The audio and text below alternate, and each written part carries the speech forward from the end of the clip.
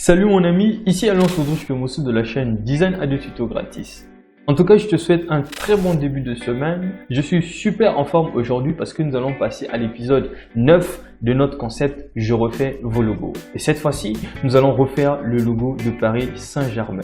C'est quelque chose qui est assez en vogue aujourd'hui parce que Messi est maintenant dans Paris Saint-Germain. Et c'est un vrai challenge que nous allons relever aujourd'hui sur la chaîne pour pouvoir refaire ce logo dans PowerPoint. En tout cas, sans plus tarder, passons tout de suite sur le logiciel. Alors, ici, vous remarquez que c'est le logo de Paris Saint-Germain, c'est le logo original. Je vais d'ailleurs penser déjà à l'aligner au centre et au milieu pour qu'on n'ait pas de problème après.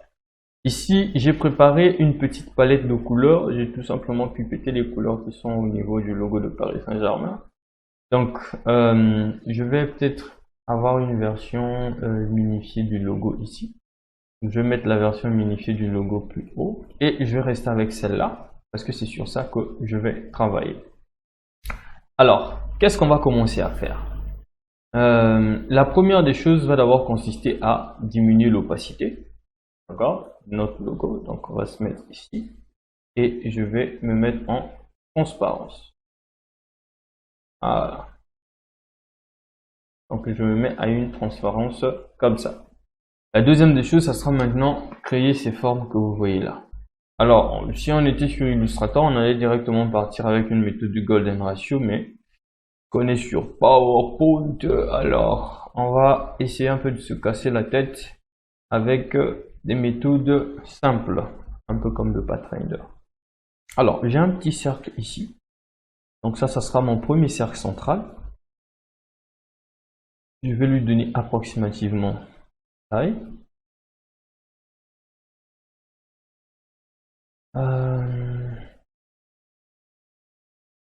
Quand on va juste travailler avec des cercles du début jusqu'à la fin.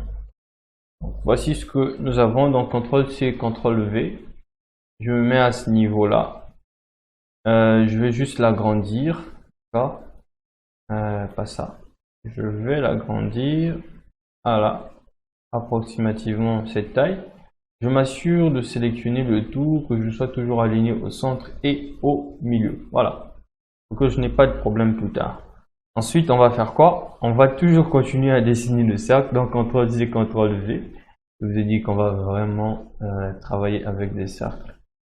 Ici. Un autre cercle. Il va avoir cette taille. CTRL-C, CTRL-V. Aligné au centre et au milieu. Voilà. Et on va agrandir comme ceci. Là, je crois que je vais encore ajouter. Voilà. CTRL-C, CTRL-V. Toujours au centre et au milieu. Puis, on agrandit encore. Et voilà, on a déjà nos premières formes qui sont là. Super cool. Maintenant, qu'est-ce que nous allons faire? Rien de compliqué, hein? Rien de bien compliqué. Ça sera maintenant juste prendre ce cercle, dupliquer cela. Ou bien, on va pas prendre ce cercle, on va prendre celui-là. On va le celui-là, on va le dupliquer. D'accord? On va le ramener tout simplement à ce niveau-là. Oui. On va voir un peu l'allure de ici c'est Paris, ici c'est Paris.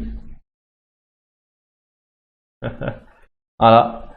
Et je vais juste dupliquer la même forme géométrique de ce côté-ci.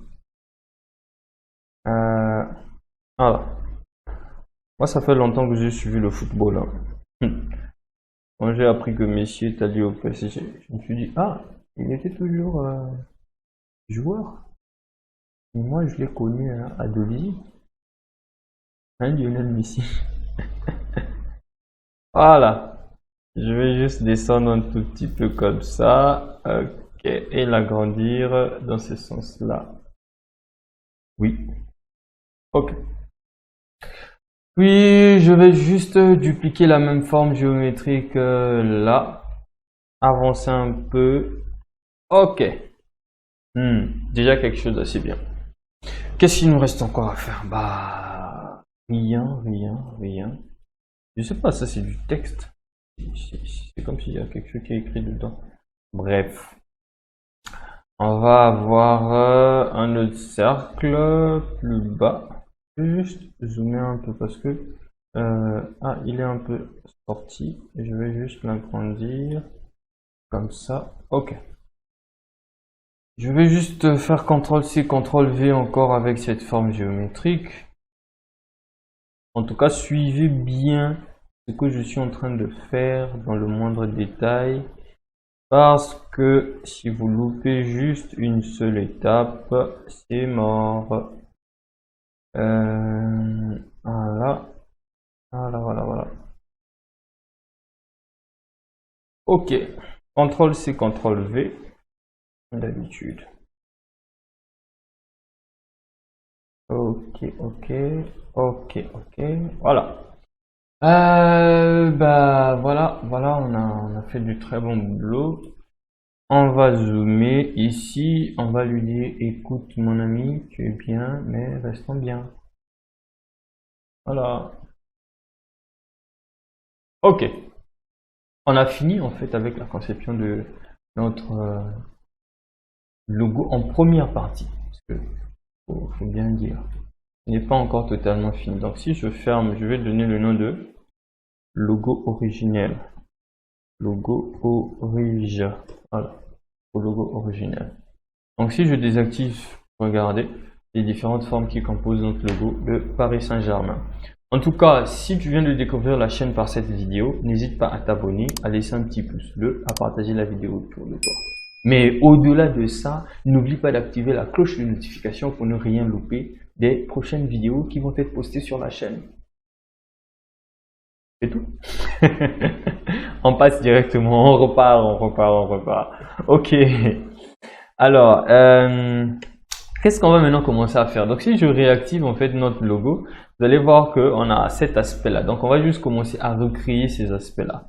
La première des choses, c'est que cette forme géométrique qui est derrière là, celle-là, c'est une forme géométrique en fait qui doit se mettre vraiment en arrière-plan par rapport aux autres. Parce que on doit avouer qu'on n'en a pas vraiment besoin en premier plan. Donc, je sélectionne ceux-là, je vais les grouper pour nous permettre en fait de ne pas avoir trop de choses à ce niveau. Donc si je sélectionne maintenant cette forme géométrique, je peux tout de suite directement l'emmener derrière vers notre rectangle à ce niveau-là. Vous voyez, l'ellipse en question vient de descendre. Et si je prends cette ellipse, je vais faire pareil. Je vais le descendre au moins à ce niveau. Pourquoi? Parce que mon travail va consister à gérer ces deux ellipses. Donc si je lui donne la couleur là, et que je donnais la couleur là, ici, je vais sélectionner les deux. Oups, non.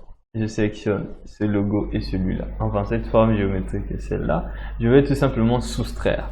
Vous voyez, quand je soustrais, je reste juste avec cette forme géométrique qui est derrière. Donc, je vais enlever les contours. Je reste avec celle-là. Maintenant, il me reste à travailler ici.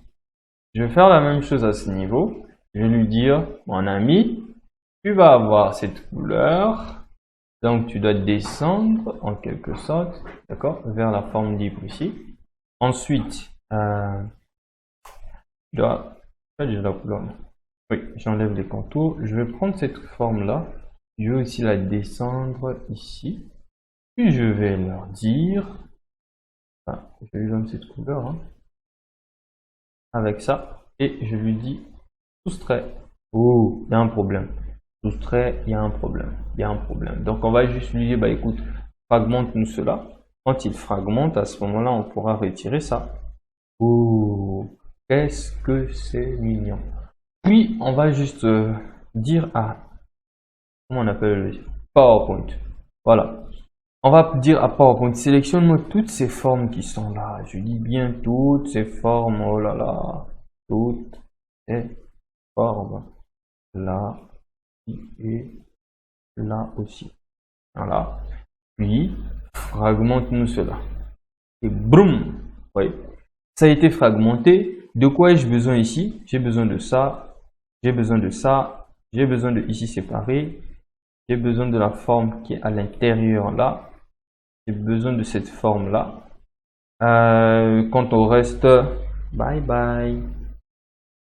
Oh, Qu'est-ce que ça nous donne déjà quelque chose de génial? Donc, j'ai juste sélectionné ici avec la forme qui est en haut. Ensuite, je vais lui dire, écoute mon ami, j'ai besoin que tu... Soustraction, c'est un problème, hein? Donc, on va juste lui dire, bah écoute, fais une fragmentation, puis zappe le reste. Voilà. Maintenant, on va dire, bah écoute, nous on veut que ça soit une forme unique. Donc, unis cela. Ça aussi. En fait, tu n'es pas obligé en fait de faire ça. Mais moi, je le fais quoi. Je le fais parce que, voilà, je le fais. Alors, je vais créer mon premier dégradé. Donc, le premier dégradé qui est ici. Donc, je sélectionne la forme. Je me mets en remplissage en dégradé. Oh, j'avais déjà un dégradé prédéfini là-dedans parce que j'avais travaillé dessus. Donc, je vais juste enlever ça. Voilà, regardez, on a par exemple ça. Je vais retirer ceci. Je vais me mettre en bleu ciel, en haut. Et là, je vais me mettre en bleu foncé. Ça nous donne ça. Je m'assure que je suis en dégradé radial et je vais prendre un dégradé radial qui voit le côté là-bas. Vous voyez? Et je vais avancer un tout petit peu cela comme ça. Et un peu comme ça. Voilà, pour avoir ce logo de... Ici, c'est Brazzaville. Alors, derrière, ça sera la même chose. Hein. Remplissage en dégradé. Ici, vous voyez, non, c'est là. Je crois que ça, c'est la couleur, une couleur unique. Une couleur unique? Oui, c'est une couleur unique. Il y a un V dedans. Oh, mais tu te tues. Voilà. Je m'assure que je n'ai pas de contour. Je me mets ici. Je vais zoomer parce que je vois, c'est comme si j'ai un petit problème à l'intérieur là. Voilà, il faut que j'enlève ça. Supprimer. Voilà. Puis je me mets ici. Ici c'est pareil, je donne un remplissage en dégradé, mais le dégradé d'ici, ça sera du rouge. Là, du rouge mon ami, rouge. Je connais pas le rouge. Voilà. Là, pipeter ici. Yes. Puis enfin. Je sais pas pourquoi j'ai pas fait ça depuis. Oh. J'aurais dû le faire depuis, mais bon, pas grave. Ça me donne encore beaucoup de boulot. Mais bon. Ok. Voici le logo que je viens de recréer. Maintenant, je vais vous avouer, hein, la partie la plus complexe dans ce logo-là, c'est le Mitsubishi qui est là. Ça, ce truc-là, c'est... Bref, on va quand même le faire. Sinon, c'est le plus complexe en fait à refaire ici. Donc, je vais zoomer. Plus complexe à cause des formes bizarres qui sont là. Donc, je vais juste prendre cet outil-là. Vous voyez, à l'intérieur de mes outils, j'ai un outil ici. Il ressemble un tout petit peu à cet outil de ici, c'est Paris. Non, ici, c'est Brazzaville. En fait, quand j'appuie sur V, c'est l'habitude avec l'Illustrator. C'est dommage. Donc, clic droit, modifier les points. Je me mets ici. Je vais me mettre en point lisse. Et je vais juste dire à Photoshop. Non, à PowerPoint. Augmente un peu là. Augmente aussi. Un peu là. Puis en bas là, on va lui dire, bah, si on essaie de mettre un point lisse. Ça donne pas trop quelque chose que je veux avoir ici là. Oh, il est en train de mettre le point lisse en haut. CTRL Z, c'est pas grave. Donc on va juste essayer de faire rentrer celui-là. D'accord? Et faire rentrer celui-là. Je vais faire CTRL Z parce que je vais travailler avec le point de courbure qui est en haut. Donc si je prends le point de courbure qui est là, et que je prenais aussi le point de courbure qui est là, voilà, et je lui disais en bas ici, mets un point lisse pour qu'on ait un point un peu lisse en bas.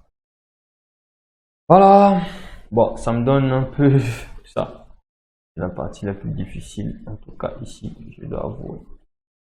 Je vais essayer un peu de Je rendre cela un peu bleu. Voilà, ça me donne approximativement cette forme. Ensuite, on va recréer celle-là. Donc, je vais juste prendre l'outil de courbure ici. Je vais mettre là. Je clique une fois, deux fois, trois fois, quatre fois, cinq fois, 6 fois, 7 fois, 8 fois, 9 fois, 10 fois, tant de fois. Boum, voici ce que ça donne. Voilà. Et on va enlever le contour pour le remplissage plutôt pour le moment. On va modifier les points. Je vais juste demander à PowerPoint d'arranger un peu la partie à la fin là. Donc si je zoome, vous voyez que j'ai rendu ça un peu rounded here. Parce que c'était pas rounded. C'était pas rond. Voilà. Là c'est bon. Ouais, c'est bon.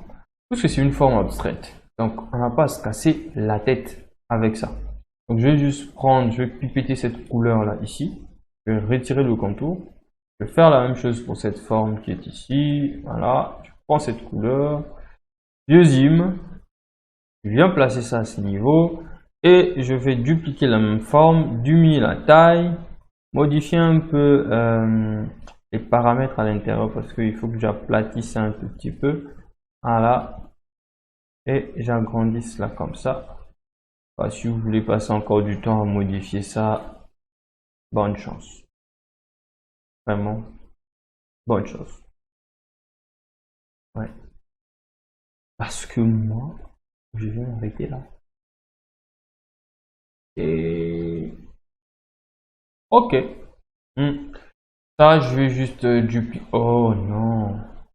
Ne sélectionne pas avec l'autre. CTRL-C, CTRL-V.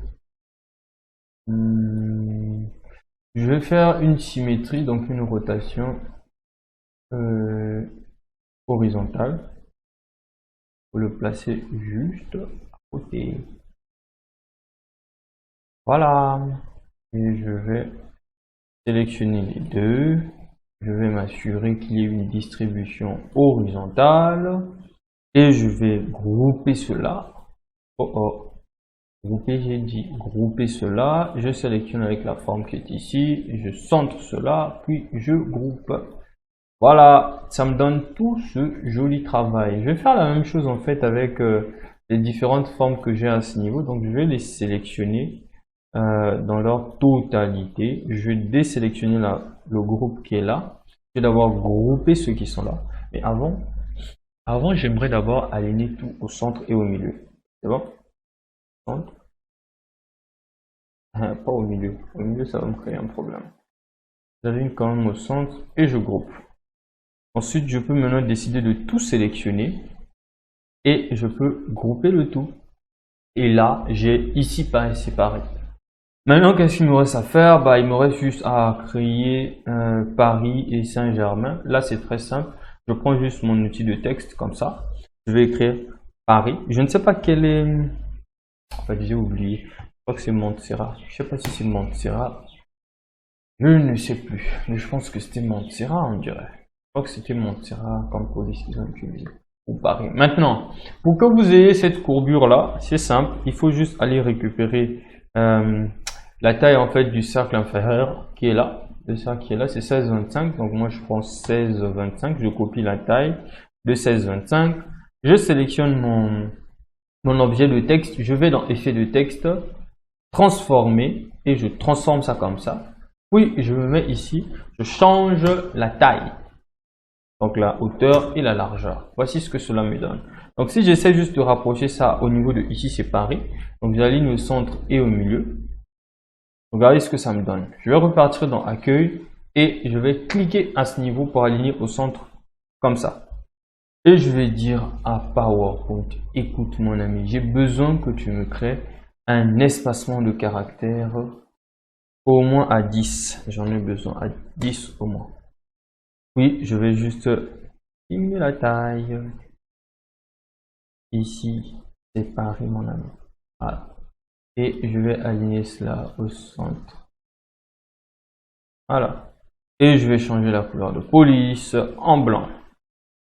C'est petit, hein. Je vais augmenter la taille. Oh, voilà. Ça me donne Paris. Ensuite, je vais récupérer la même forme. Je duplique à côté. Je vais écrire Saint bien tiré Germain. Saint-Germain. Puis je vais dire à PowerPoint, écoute, mets-moi ça en majuscule s'il te plaît. Puis au niveau des effets de texte, modifie-moi le fait de texte comme ça. Et on descend ça juste un peu plus bas. Voilà. Puis on dit à PowerPoint, diminue-nous la taille de la police. Parce que Germain a une petite police. Voilà. En tout cas, comme vous pouvez bien le constater, on a refait le logo de Paris Saint-Germain où Lionel Messi est maintenant joueur, d'après ce qu'on m'a dit, d'après les informations que j'ai eues. J'espère que la vidéo t'a plu. Si tu viens de découvrir la chaîne et que ma méthode d'enseignement te plaît, n'hésite pas à t'abonner à la chaîne, à laisser un petit pouce bleu, donc à liker, à partager la vidéo autour de toi. Peut-être qu'il y a beaucoup de gens qui vont vouloir aussi chercher à savoir comment est-ce qu'on crée ça dans PowerPoint. Et n'oublie pas d'activer la cloche de notification pour ne rien louper des prochaines vidéos qui vont être postées sur la chaîne. En tout cas, c'était Alliance. Je te dis à très bientôt dans une prochaine vidéo. Ciao!